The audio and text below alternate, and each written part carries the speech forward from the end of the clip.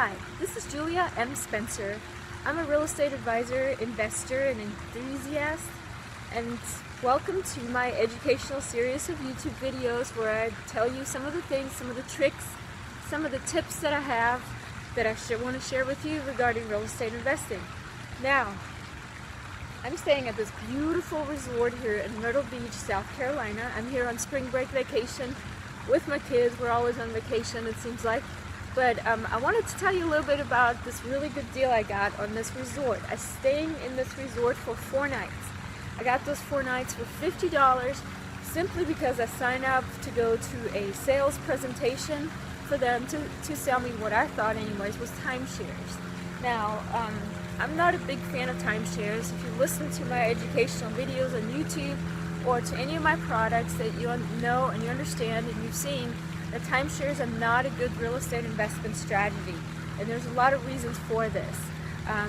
They're basically, sometimes you're buying a deed, sometimes you're buying a certain week, sometimes you're buying just benefits to use for other travel combinations such as points in order to get hotel rooms, flights, or even rental cars. But all in all, it's not really a good investment strategy because you're not really going to make a lot of money on it. Now, if you use your timeshare or your points, then different story. You can make out great and you can stay in beautiful places like this for very cheap. But let me tell you how the system has evolved in the last couple of years. Now, it used to be that with timeshares, you would buy a certain week. Let's say you buy the last week. There's 52 weeks in a year.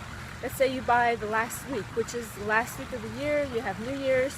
Probably everybody in the world mostly is on vacation or off, and that's going to be a very popular week. And so people were buying up all the good weeks and the bad weeks, like in the middle of February, nobody wants, or maybe somewhere in the middle of September or October when most schools are back on.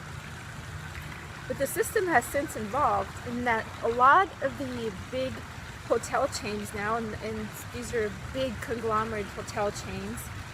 This one that I'm staying at is a Sheraton. Sheraton has a family of at least 10 other hotel chains that belong to it, to include about 2,500 resorts. So what they've done, because they have this leverage of a lot of places where people can go all over the world, what they've done, they've switched it, instead of a week system, a point system. So you're basically not buying a certain week in one particular place, and you have to figure out who you trade it with, or what you do with it, or if you sell it, or you rent it to somebody. But instead you get points every year. You pay for those points every year. You get like a catalog with all the locations of where you can book, and you basically select, depending on how many points you have, you select the location. And every year you get a certain amount of points, and you pay for that every month, including with a down payment once you sign up. And so it's gotten a lot more flexible. And in addition, it used to be that whenever you would trade with somebody else, there would be a trading fee, and there would be maintenance fees.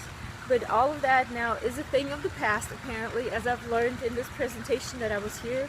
There's now a point system. You collect the points. You can keep the points up to 6 years. Somebody here at the jacuzzi last night was actually still on the old system, and they said that their points are actually used up within 2 years. If they're not used up within 2 years, they expire. And now my sales presentation, my salesperson said up to 6 years you can keep your points. So it's a very good deal if you're going on vacation a lot, if you know exactly where you're going, if you can pre-plan your vacation for several months ahead of time, because obviously the earlier you book, the less points you're going to spend on a certain week for a certain location.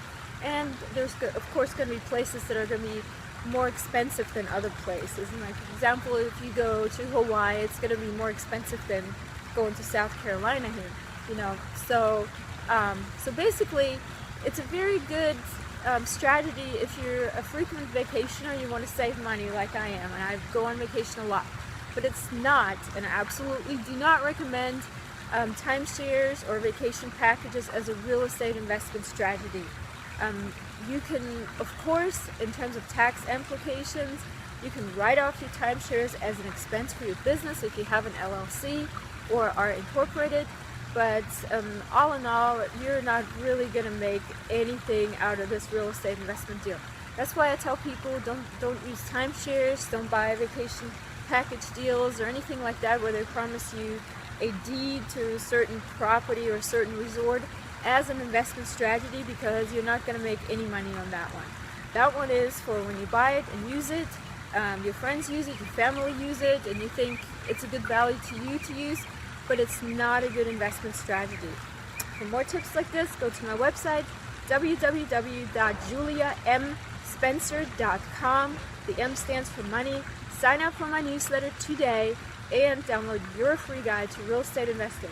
Thank you. For your free guide to real estate investing, visit juliamspencer.com.